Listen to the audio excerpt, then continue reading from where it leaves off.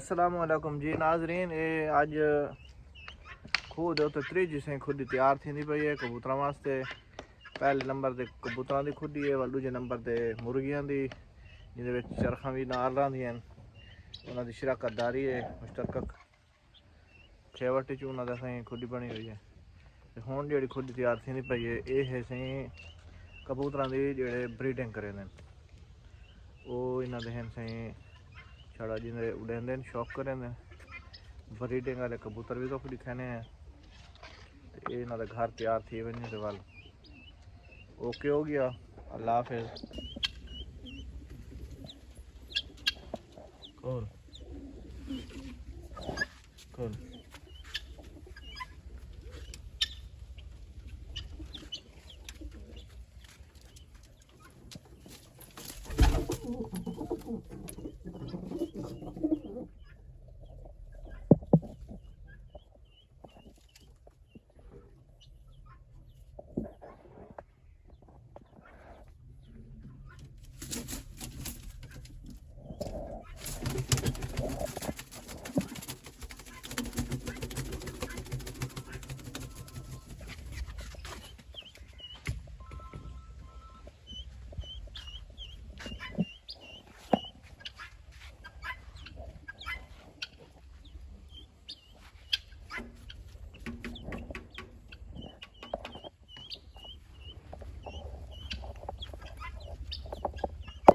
रोशनदान ला दी तेन खुली नूं हैं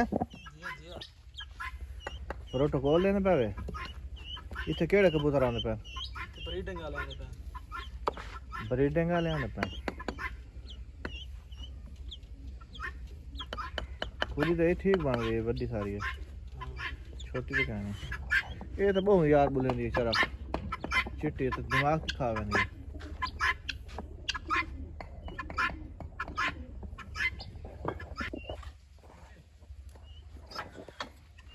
ठीक है।